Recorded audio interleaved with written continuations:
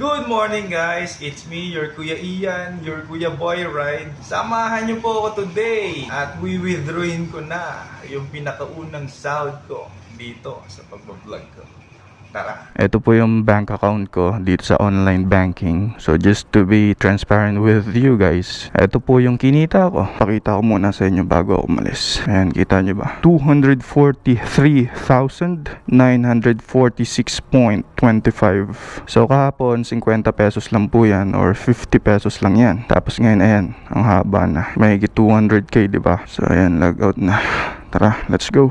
So yun, larga na tayo. Let's go na. Nagkape lang ako dito saglit. Shoutout Uncle Jones. Advanced Merry Christmas nga pala sa inyong lahat. Ayun no, kapal talaga.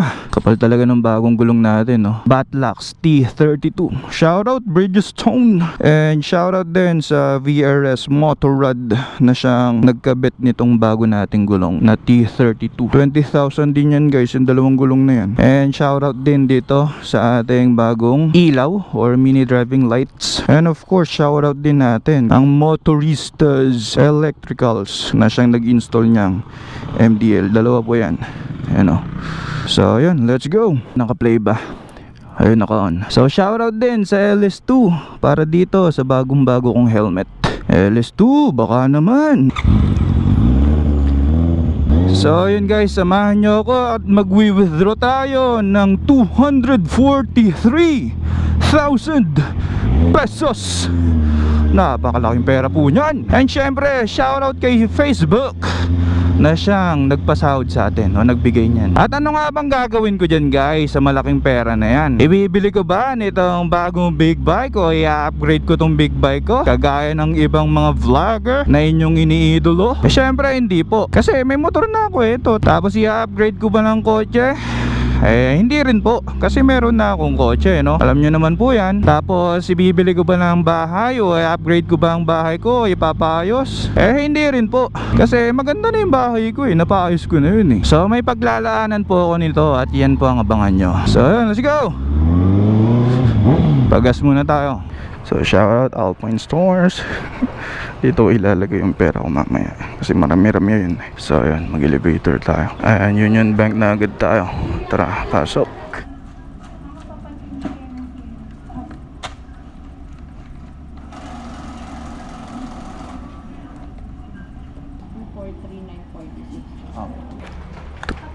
$100, $200, 43,946.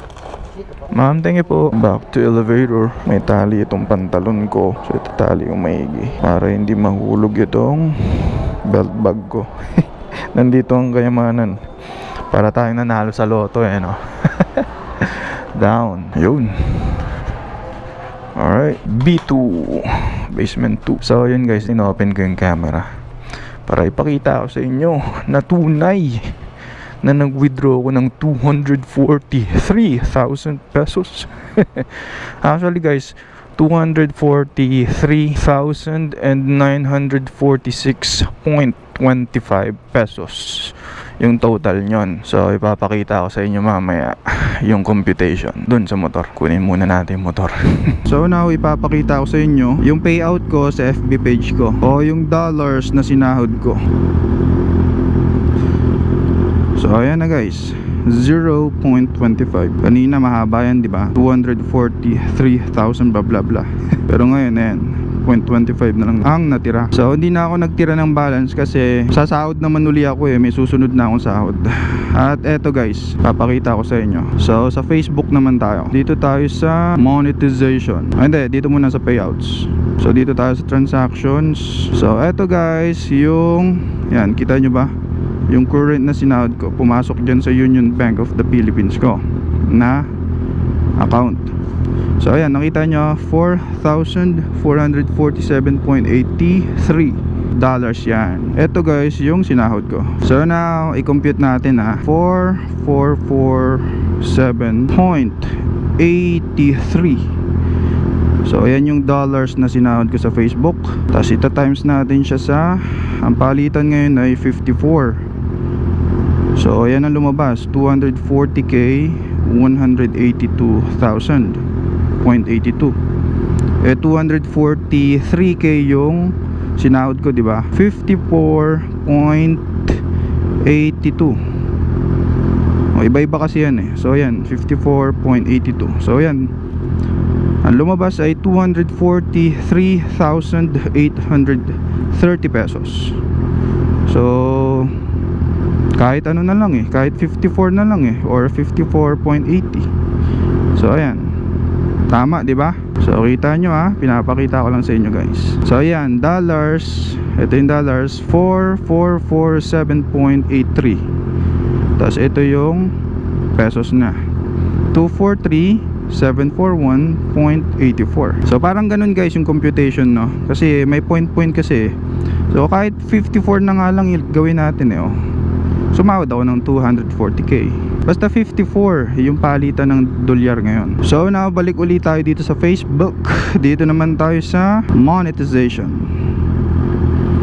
in stream ads. So eto naman guys, nakikita nyo ba? Earnings $123.06.